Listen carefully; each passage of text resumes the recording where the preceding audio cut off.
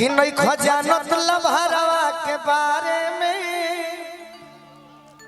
नहीं देरी करेला गोली मारे में कि ओकर नौकर चाकर रोजगार धोएला। तू गा दो आज गाना भी हमारे प्रचार हो जाएगा। गाओ नहीं खजानत लभरवा के बारे में नहीं देरी करेला गोली मारे में ओकर नौकर चाकर घर कार धोएला। गाओ कि नहीं खजानत लभरवा के बैठबा के ना कि नहीं खजानत लभरवा के बारे में नहीं देरी करेला गोली मारे में नहीं देरी करेला गोली मारे में ओकर नौकर चाकर घर कार धोवेला।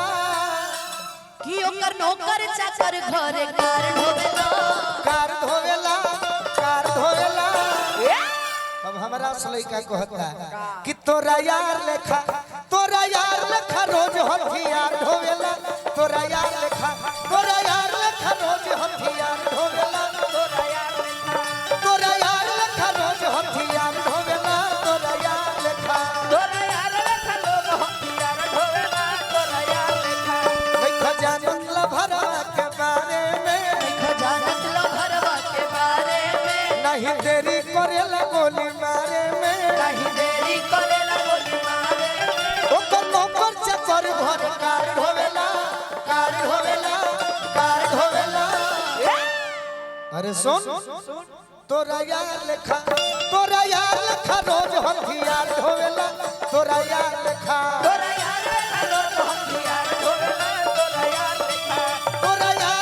गोरी हथियार ढोवेला। तोरा यार लेखा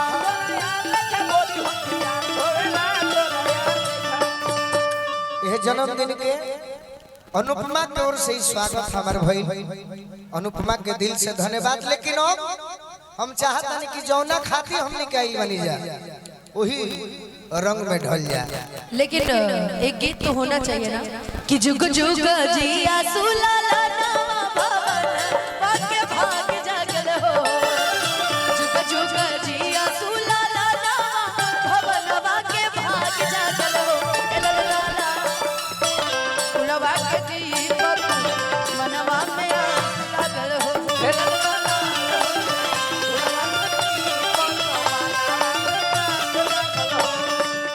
आज तो गोलू राजा के जन्मदिन पकावो तारू यह बतिया तहार जन्मदिन जहिया होई तो हम गाई कि 7-8 बीतले महीना की नौवा चढ़ी आइल हो। 7-8 बीतले महीना की नौवा चढ़ी आइल हो। ललना धनिया के देह दुबरइल की मुह पियराइल हो। ललना धनिया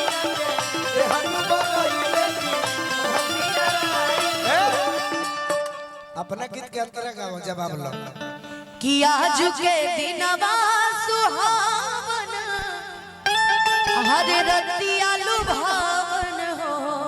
दहिया तो भइल बिया भरिया अरे बहरिया न निकलेली हो। ललना दीदिया के होरिला जन्मले होरिला बड़ा सुंदर हो। ललना वही घरी पिया जी के पवत की खूब गारी दी हती है। ललना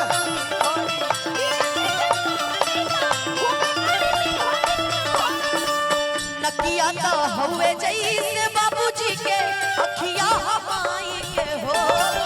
दर्द कमरिया में विष भइले मनवा में खिस भइले हो। नकिया तो हुए जैसे बाबूजी के अखिया हमाई के हो। चनवा शुरू जहबा सगरो मजो ये अनुपमा कहता कि नकिया तो हुए जैसे बाबूजी के अखिया हमाई के हो।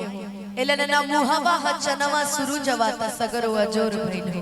अब हम कहते नहीं कि दर्द कमरिया में अरे विष भइले मनवा में खिस भइले हो। ए ललना वही घरी अब पिया जी के पवती की खूब गारी दी हो तीनों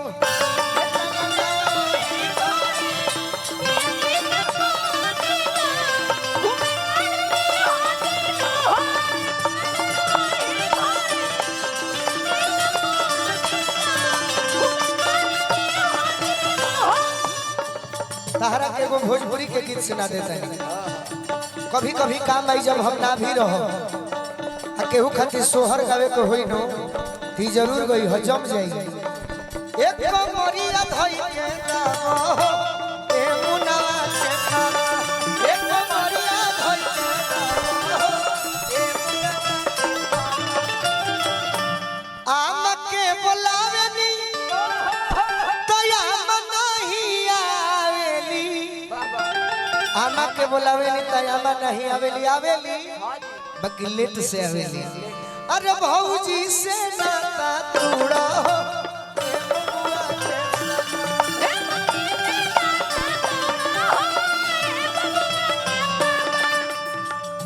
तू अपना भौजाई के का हो गोतिन हो गोतिन के बोलावे नी तो गोतिन नहीं आवेली